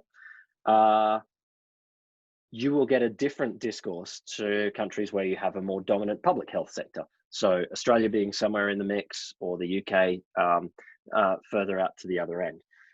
Typically, where you have a more private health sector, then you aren't the private health insurers may care about the people they're insuring, but they don't care about everyone else. And so why is it of any benefit to them to argue for regulation of sugar or anything like that? So one of the key reasons for having this is an argument for a more public health insurance system is that you bring into the health lens all of those other things that affect everybody's health. So a country that has a stronger public health sector will start paying attention to sugar, or to footpath widths, or tobacco, or all sorts of public interventions much earlier than you will in a private system. You know, early on, this is one of the examples of the difference in health regime in different countries. It was a struggle for people to get tested in the US for a variety of reasons. One being that the tests were not necessarily free, whereas if they're free, people think, okay, that's fine. Secondly, if people feel they get tested, they'll lose their job, then you're less likely to get tested. So when you have a public health regime that tries to encounter the ways that people's different decisions are affected by the total public health system, then you're more likely to get better public health outcomes. When it comes to sugar tax, I struggle to see private health insurance really caring. I was more thinking about sort of incentives to for individual people to reduce their sugar intake. Yeah. how could you monitor that? How could you, I mean, there could be a way. I mean, clearly in private health insurance here in Australia, there are incentives to for various healthy behaviours. So various insurers will provide if you you know, funding for exercise programs and stuff like that, which is it's a preventative health strategy. You know, you spend more time, effort, money on exercise, then other consequences don't need to be paid for by that private health insurer. I'd love to see some sort of, well, actually, are there any private health insurance that have like food monitoring apps? I mean, more and more people are having, you know, apps that monitor their intake in various sorts of ways. It wouldn't be hard for a private health insurance to say, okay, you monitor your meals on here and you get a 10% decrease in your premiums. Who would do that? Would you do that? Some people definitely would. Some people will be like, damn, leave me alone. I don't want a corporation to monitoring my meals. But if it's a free choice system, they have every right to do that. And you have every right to say yes or no. That's interesting. Rainer. I'm just wondering, before we do something about a sugar tax, should we do something about advertising? So it seems crazy to me that we go ahead and do all these health promotion campaigns when we're competing against the huge effort to push it the opposite way. I know, and you know, I wonder if that is something, because it doesn't put a cost burden on anyone or anything like that, but at least that may be an option to go to, and at least we should do that as well as a sugar tax, perhaps. So this has been, I mean, definitely something that Sharon could speak about more accurately, but clearly one of the key campaigns of public health over the last 30 years has been to limit their advertising, limit the advertising of tobacco, limit the advertising of alcohol, probably of gambling as well, but I don't think gamblers advertise that much historically. So, you know, the first place is, you know, tobacco was banned from advertising during sport and then on TV and then anywhere. I don't think tobacco is allowed to advertise anywhere here in Australia now. Similarly, alcohol has gone through a period of reduced advertising. You're allowed to have advertising on TV after a certain period, but not during sport, not during other things. And, you know, I think that's a key thing. Then there's also, you know, so sugar. Should we allow junk food advertising during kids TV? There's a big campaign about that. Should we stop that? The one that gets me, not that I'm a big sport watcher, but is gambling advertising during any game. That does my head in, and I can imagine a lot of public health people very much being keen to rein that in. And it has impact. You know, you can tell it has impact because those who are keen to push, you know, the lobby groups that support it hold on to it very hard.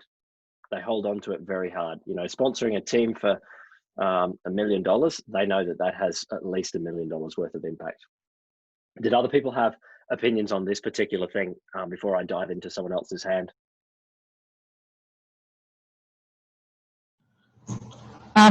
I was just going to ask, I have two children and they're both quite old now. One's 18 and one's 21.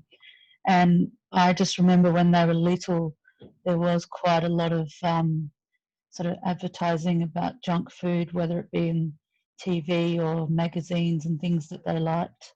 And I'm just wondering if you or anyone else has young children and sort of, has that changed, or are you still sort of dealing with that on a regular basis? I think it's interesting. I can speak for me, and others might dive in. My kids are 7 and 9 now, and for a long period, they didn't actually see ads at all because they're happy watching Peppa Pig, and there's great shows on ABC iView. There's great stuff there.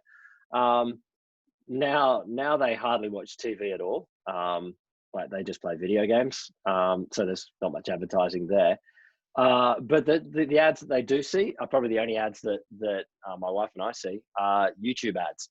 And so I think that's a vulnerability here, that they're not as regulated, and they could be hyper targeted. So you could imagine way more precision in targeting here. So I think advertising will always be around, and I'm not sure what kids are seeing on YouTube that much. Maybe they're all seeing the face chewing thing. They're probably not. But there is a venue there. So for a period, I thought, they're safe from ads, but I think there will be a lot of places where ads will get them. Anyone else want to throw anything on Can I that? add to that, Will? Yeah. So my son was more or less the same as you in terms of the ad ecosystem that I grew up in. Like, I can still sing McDonald's ads I saw when I was in primary school. I can sing Christopher Skase's ads from his resorts in the 80s. Yeah. So but yeah, what I'm sensing now, he's now 14, and although I keep up with what he's watching on YouTube, I'm a little bit further away from it, and it's a little bit more nefarious now. But certainly in terms of advertising for sugar and for junk food, he hasn't been saturated in the same way that I was when I was a kid. But yeah, in terms of just advertising in general, it's a bit of, as you say, regulatory question mark. I don't know exactly what he's being directed to now. Yeah. Others with young kids, what are your kids seeing in ads? I just wanted to say, what ads? My kid's grown up with Netflix.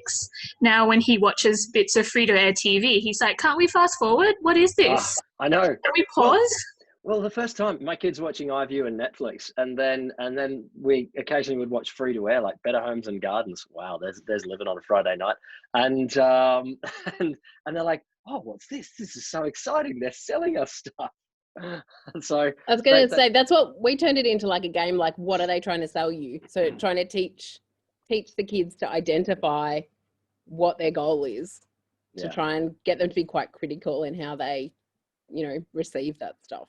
Look, to be honest, I'd say we are fairly lucky as parents in Australia that there is quite good kids entertainment that is ad-free at the moment. That probably the last bit of the ABC that will be defunded is ABC Kids, and the stuff that all the kids are talking about, like Bluey, they're on ABC iView, so they know that with their friends they can go and see things together. So I am not as troubled by kids advertising as I can imagine a parent in the 80s would be. That it was just saturation everywhere. Mia. I was just trying to consider more the political side of it. Bring it back to that sort of, we're being asked to consider the interaction of science and politics. And I guess particularly how it links to the political cycle. So when you're thinking about, building up campaigns and having your coalition of like-minded people and you're all being tenacious and whatever for the long haul, how long or short term can you kind of consider those dynamics? So can you think about the momentum you've built up over the last 6 years as you look to the upcoming 10 years, or can things pivot, with a change of government? Like, I know I've been involved with federal government projects that were really well funded to do with animal welfare research, and then change of government, it just gets millions of dollars pulled out of it or scrapped completely, or ministries get shuffled, so there's actually no direct representation anymore for that area, because suddenly animal welfare is shoved into agriculture and there's massive conflict of interest. And I know we're focused on sugar tax, but I guess just looking at that kind of model and how that can interrupt the influence of people like health scientists in what they're trying to achieve. So I think one analogy that we as science communicators need to grab onto is something a friend described to me this once as the policy train. So you as scientist or science group or group of interest people have to do your work. You have to collect the evidence. You have to build campaigns. You have to build champions. You have to get all of this stuff ready. But if the policy train is not there, then nothing's going to happen.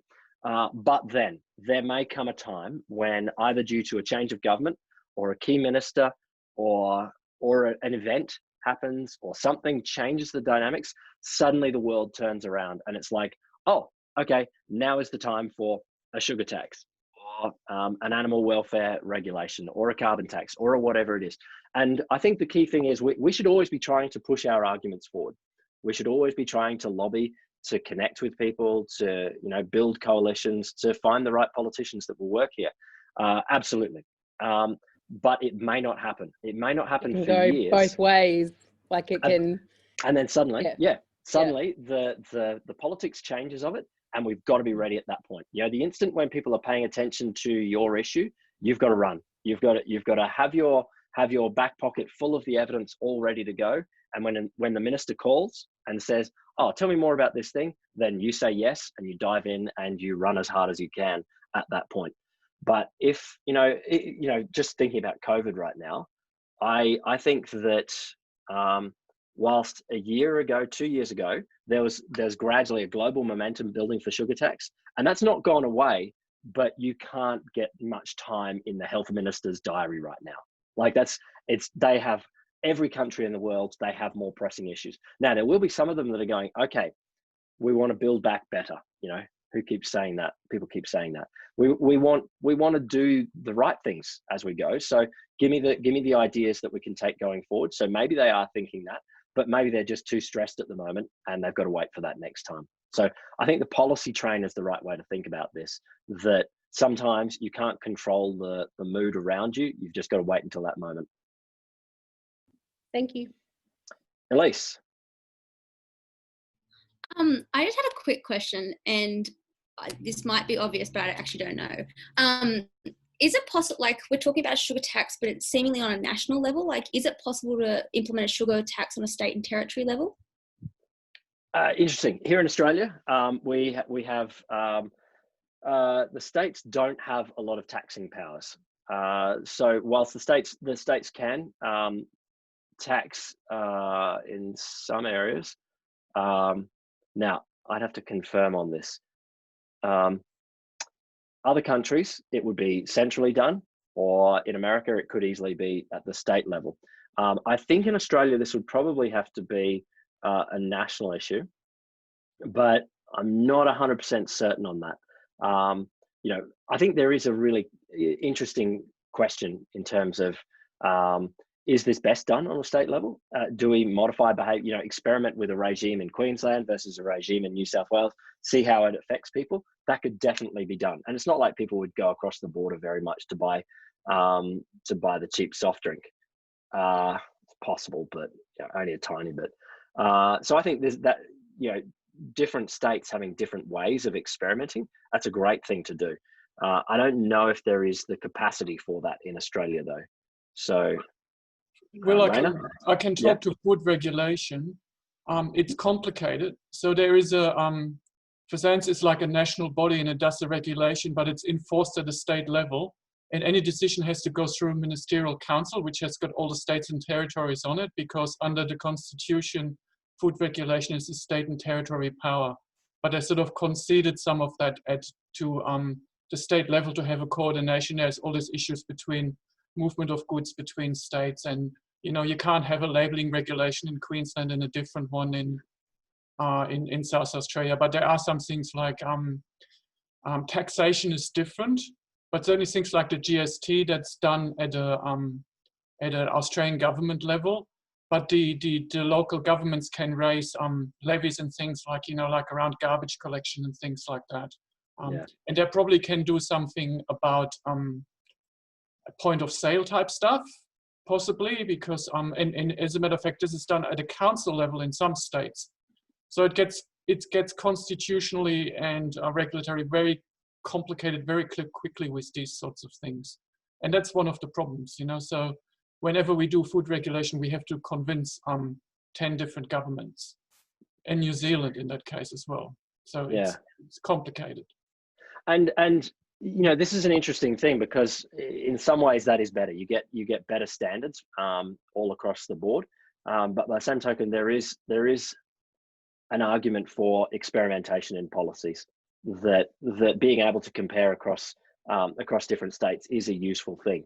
That's why whilst we have a national curriculum, we do have state government education, and we can say, okay, how is Queensland achieving this, New South Wales achieving that, so that you can have those comparisons.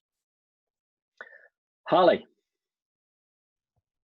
Yeah, the first thing I was just going to mention about that across the border thing is there's an example of that with Denmark, where they have actually had sugar in what they call a fat tax, and they had consumers going over to Germany and Sweden to buy butter, I think was the main thing people were hoarding from Germany and Sweden, which is interesting.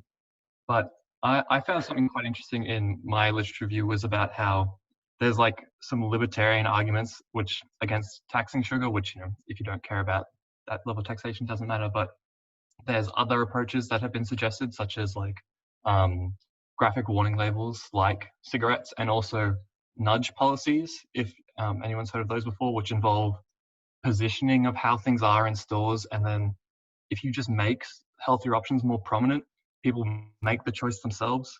And they call these nudge policies kind of interestingly libertarian paternalism, which sounds kind of like a oxymoron. But I didn't get a chance to ask that, but I was just wondering if you know anything about whether that's been considered, because it's kind of like in vogue in the last like 5 years, nudge policies. Yeah.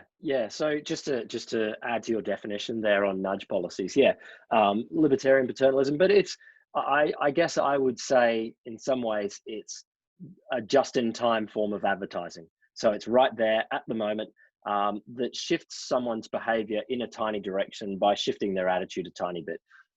So there might be, you know, a letter sent to people that says one small thing, or something that is, you know, you could imagine a display next to sugar sweetened beverage that says this one is healthier than that one, or something like that. Or did you know that it's more likely to X? One of the nice ones I saw years ago was what would get people to not wash their towels in a hotel. You know, if you're staying in a hotel for a week or something like that, how often do you need your towels washed? Standard hotel policy had been very much, we'll wash them every single day. But, you know, do they need to be washed every day? It's using a fair bit of water and energy. So they tried various sorts of things. So one nudge was a little sign next to the towels that said, oh, you don't have to wash them every day. If you don't, it saves this amount of water. But I think the more successful one there was something that said 60% of people guess at this hotel don't wash their towels every day. So there was a bit of a social cohesion effect. Nudge policies, I guarantee, are being thought about in this space. And like Sharon was saying, I think there's a whole suite of things that are relevant to this. How do we get people to shift? How do we shift entire societies towards healthier choices? Some of them will be more heavy-handed regulation and limits, so it stops on advertising, or potentially taxation, or potentially banning things. You know, we definitely, of course, ban different substances where we think, okay, the risk is far too much. I don't think we should ever ban sugar. In other places, slight shifts in taxation or a nudge may help. But I think what we're probably going to do is a whole bunch of these as we try to make society healthier. We're only going to do them when we decide that they matter, when we decide that the total health of our society is something that we should pay attention to, and that if, you know, the kid across the street is unhealthier, more obese, more likely to be diabetic or something like that, that affects me. If I realize that affects me and my children, then we may argue for that. But if you don't believe that the health outcomes of someone across the street affect you, then you're not likely to argue for any of these policies. That was you, Harley. Ruby.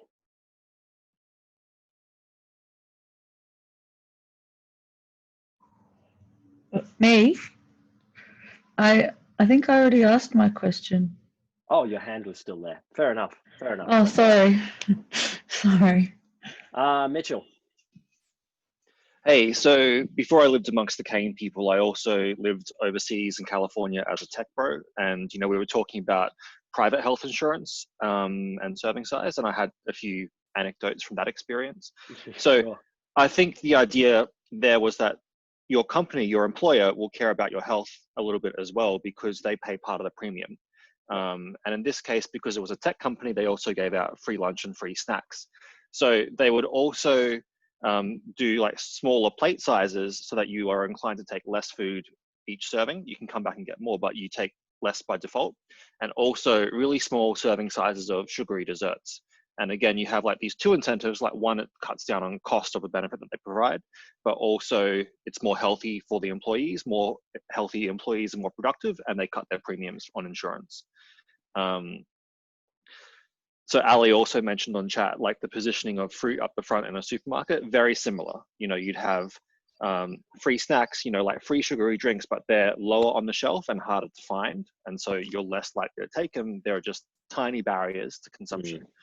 And in terms of insurance policies, carrots and sticks, I think the carrot's always going to be a stronger one. I remember one year, there was one company health policy we could choose to enroll into. And if you got a physical exam, they would plop like $1,000 in your health spending account for that year. So that was an interesting incentive. Yeah, I think this is fascinating, and I very much think that employers should be involved in people's health. Absolutely. We all spend a third of our life or something like that at work, and that's going to affect our bodies and our health long term. And so that's a good thing. And also, if we are healthy, clearly we are going to be more productive workers and work for a longer period. So I very much support that. And I think ways that companies can be involved can be great. I think the risk. Plenty of people are becoming self-employed, right? So really, yes, they're still accountable to themselves. Yeah, and so here is the risk is for those who are not in this system, and when that is too dominant, there is a lot of other space in our world that shapes our health outcomes. The geographies of our streets and our towns and our cities, the makeup of our supermarket shelves, and how food is distributed. So these are things that can't be affected by private health insurance or by companies. So again, I guess this comes back to the total mix, how we make all of it oriented towards better health outcomes. Susan. Thanks. I just wanted to share at our health service, which I put in the chats, about 18 months ago, 2 years, we totally got rid of everything. And I mean to say we had beautiful chips that you could get a big bag for $1 with vinegar and salt and everything. It was fantastic. And we went totally green. First of all, they took away the sugary drinks. Then they took away all the fruit juices. You can only buy water. They did put a barista in. So I'm talking about a regional centre of around 10,000 people. And we got rid of salt. But the other thing we also did was we lobbied the local cafes, the schools, and the supermarkets. And I was thinking, I'm not sure if the supermarkets have stayed the same, but they also agreed they wouldn't put the treats right at the checkouts for children to grab. It was a whole community thing, and it was auspiced with Deakin University. But now 18 months down the track, and we also did health assessments for staff. We had 800 staff and we got about 200 that wanted to participate. But the pushback was really difficult, and ultimately it was kind of the managers and the executives. So unfortunately it was a bit of a top-down push, but I don't think anyone would go back now. The way they've displayed the food and presented it is much better. And we do not have any amber food at all. It is all green. That's awesome. But big challenge. But anyway, there was sort of leadership, I guess. That's fantastic, Susan. And the thing I would draw on there, without knowing very much more about that study or about the details, is that community-led is an amazing thing to do and strengthens the community. But also embeds legitimacy in making a change like that. Just a small anecdote on this, and I haven't actually done the research. Maybe I'll do it for a wholesome episode at some point or something like that. My wife was telling me it the other day. Someone was doing a study where they did an intervention looking at people with chronic headaches or something like that. And obviously it's an intervention. And so they tried a few different things. One of them was changed to an all vegan diet. One of them was placebo. One of them was some sort of medication, something else. They had to stop the study because what they were going to do is they would try one of the interventions, and then halfway through, like a month later, they would swap to another one. But all of the people that took on the all vegan diet said, no, I don't want to try another one.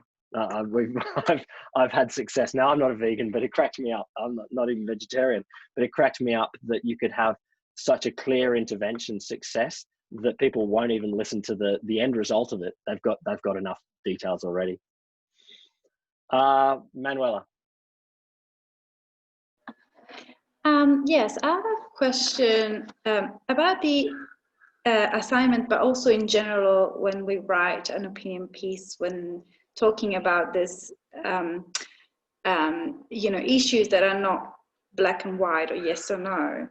It was the same with the LMED, to be honest. Like, we can be, maybe we want a sugar tax, but as Sharon said, it's not just that. Like, we need all these other interventions. So in terms of opinion, I'm thinking, oh yeah, I mean, the sugar tax might work, but there needs to be all these other things for it to actually work. Otherwise, it doesn't really make sense. So, if you just ask me, do you want a sugar tax? My answer wouldn't be yes or no necessarily. So when you need to, I guess, expose your opinion or write a piece, how do you juggle that?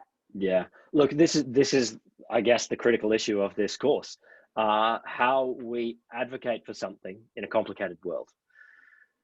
One solution is to be dogmatic in our beliefs and say, okay, the only thing to support going forward is this policy, the sugar tax, and ignore or reject any arguments to the contrary.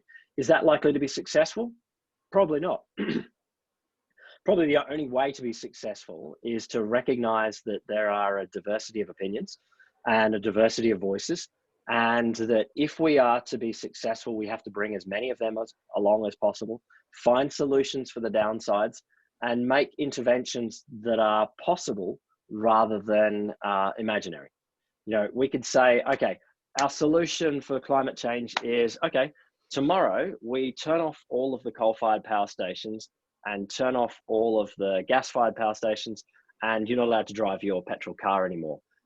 But of course, the disruption of that to society would be so vast that either people would just turn them straight back on, or we would have intense negative consequences. The same on this. If we were to, no one will support something that is so totalizing. So our job in making an argument is to find something that is supportable, that will get us in that direction. So something that, a smaller intervention. What sort of thing do you think that both sides, if there are two sides of this issue, but all stakeholders might say, okay, we can support a limit on beverage sizes, or a tax at a certain level, or a tax on a small thing here. So some small thing that will get people to shift a little bit towards the final outcome that you want. So your goal might still be, for climate change, get rid of all fossil fuels. For sugar, reduce the impact of sugar down to a very small amount or no impact on society.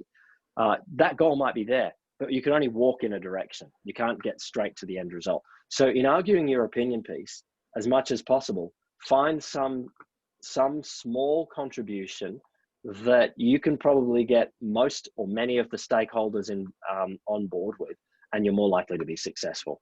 So that's what I'd like you to try and find to argue. Not just we should do this because it's good, but we should do this small thing because we can, and it will get us and get us somewhere better. Okay. Yeah, as Mia has said, they're evolution rather than revolution.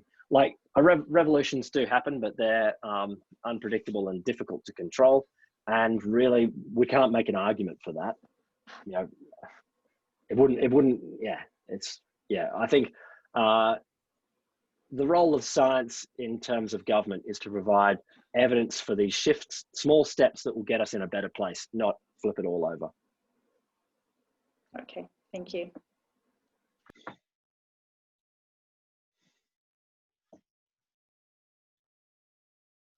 One thing I want to leave you on, and it's just a question. It's something that I'm grappling with. Yeah, well, Rob Spear got it in the net because he deserved it. The unpersuadables. So Sharon mentioned there the unpersuadables, those who really love sugar. How much effort should we spend on them?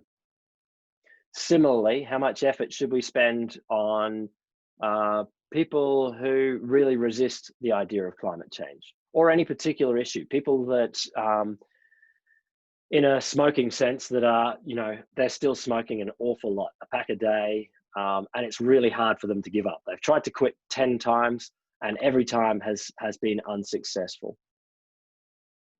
Or gamblers, people that are intensely problematic gamblers. How much should we, as public health oriented people, or as science communicators, or as anyone who wants to see change in society, spend on those small group of people who are right down the far end, the problem gamblers, the problem climate deniers, the problem drinkers? Or should we shift the curve so that most people are not so bad? Most people are drinking a bit less or smoking a bit less or something like that. Where should we spend our efforts as health communicators? I don't have an answer. I don't have an answer to that, but it's something I'm trying to understand. You know, what should we spend our time on as a science communicator? You don't have to think. You just have to, no, you don't have to answer. I want you to think. All right, any final questions?